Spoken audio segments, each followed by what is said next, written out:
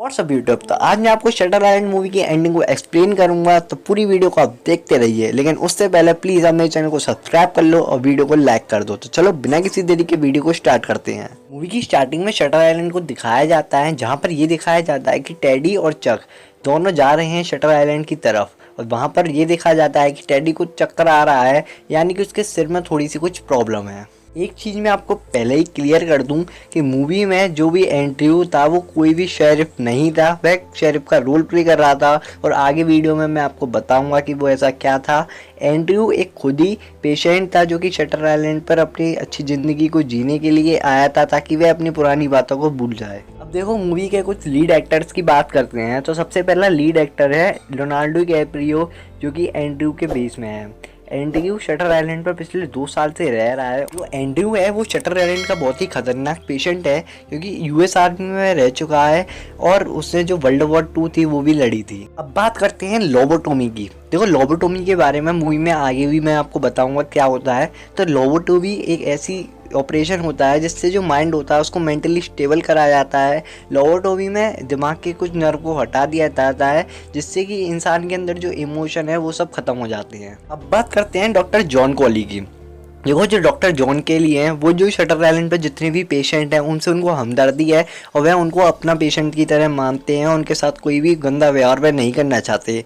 वह लोबोटोमी के भी अगेंस्ट है और वह चाहते हैं कि उसके जो भी पेशेंट है वो एक असली ज़िंदगी जिएं, वो एक अच्छी लाइफ जिएं। इसलिए वह उन पर एक एक्सपेरिमेंट कर रहे हैं।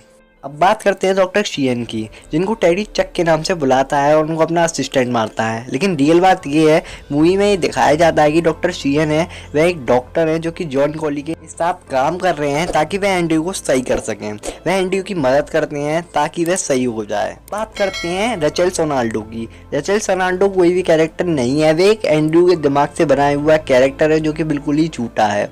एंड्रयू एक खुद अपने आप को चक मानता है। एंड्रयू खुद अपने आप को एक डिटेक्टिव मानता है। वह शटर आइलैंड पर इसलिए आया है ताकि वह उस पेशेंट को ढूंढ सके जो कि शटर आइलैंड से भाग गया है। फिर मूवी में हमें देखने को मिलता है जो पेशेंट वहाँ से भाग गया उसका नाम रेचल सोनाल्डो है। ये एक एंड्रयू के दिमाग की उपज थी और मूवी में रेचल सोनाल्डो को किसी ने भी नहीं देखा था, बस एंड्रयू उससे एक बार एक गुफा में मिलता है। ये एक झूठी कहानी थी जो कि एंड्रयू के दिमाग ने बनाई थी। और अगर सच्ची में रेचल सोनाल्डो शटर आइलैंड से भाग गई थी और उसको ढूंढने के लिए टेडी को बुलाया जाता है, तो हम मूवी में देखते हैं जब सिक्योरिटी गार्ड रेचल सोनाल्डो को ढूंढने के लिए उनको भेजा जाता है, तब हम देखते हैं कि सिक्योरिटी गार्ड बस बैठ के वक्त काट रहे होते हैं और वह बोर हो रहे होते हैं, उनको कोई भी फर्क नहीं पड़ता है। तो इससे ये साफ जाहिर होता है कि रेचल सोनाल्डो नाम की कोई कैरेक्टर ही नहीं थी। एंड्रयू ने अपने दिमाग में उसको बनाया था और एंड्रयू के साथ एक एक्सपेरिमेंट हो रहा था। मूवी के एक सीन में जब एंड्रयू जॉर्ज से मिलता है तो वह जॉर्ज उससे कहता है कि तुम बस एक रैट हो और तुम पर एक एक्सपेरिमेंट हो रहा है, तुम मेरी तरह ही एक पेशेंट हो और मुझको तुम्हारी वजह से ही यहाँ पर लाया गया। इससे साफ जाहिर होता है कि जो लियोनार्डो कैप्रियो था वो खुद एक पेशेंट था और वह पेशेंट क्यों बना था इसके बारे में भी मैं आगे बताऊंगा। देखो, जब लियोनार्डो कैप्रियो वर्ल्ड वॉर के बाद अपने घर पर आता है तो वह दारू पीना बहुत स्टार्ट कर देता है, जिसकी वजह से उसकी बीवी उससे मना करती है, लेकिन वह उसकी बात नहीं मानता। इसकी वजह से उसकी जो बीवी है वो मेंटली अनस्टेबल हो जाती है। वह एंड्रयू को भी इस बारे में बताती है, लेकिन वो उस पर ज़्यादा ध्यान नहीं देता है। फिर मूवी में हमें देखने को मिलता है कि जो उसकी बीवी है वह घर में आग लगा देती है, जिसके बारे में एंड्रयू कुछ भी सीरियस नहीं रहता है। वह दूसरा घर एक दे देता है जो कि लेक के पास होता है। फिर बाद में हमें ये देखने को मिलता है उसकी बीवी ने अपने 3 बच्चों को मार दिया है झील में डुबा के, और वह एंड्रयू को बताती है कि वह मेंटली अनस्टेबल है, जिस पर एंड्रयू उसको गोली मार देता है।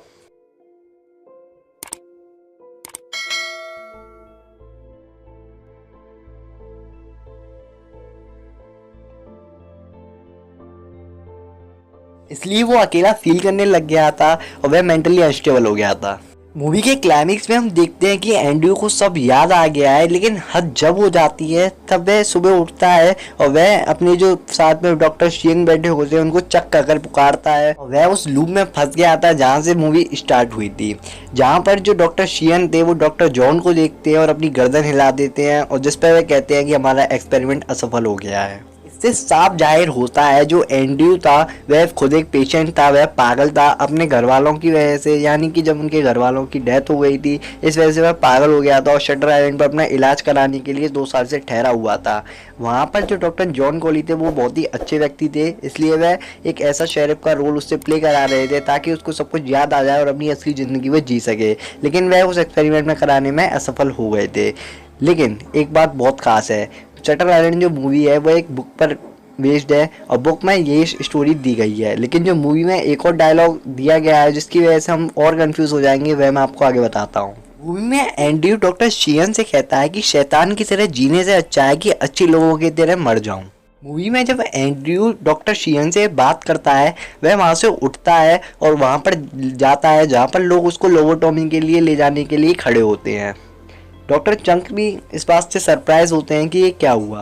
वह उसको पुकारते हैं टेडी, लेकिन वह नहीं सुनता है। इसका मतलब साफ था जो एंड्रयू था उसको सब कुछ याद आ गया था, लेकिन वह उसका जो पास्ट था वो उसको डाइजेस्ट नहीं कर पा रहा था, वह उसको अपने आप में एक्सेप्ट नहीं कर पा रहा था कि उसने ऐसा किया है, उसने अपनी बीवी को मारा है। इसलिए उन सबको यादों को मिटाने के लिए वह खुद चाहता था कि उसकी लोबोटॉमी हो और उसके जो सारे इमोशन है वो हट जाए और उसकी सारी यादें खत्म हो जाए।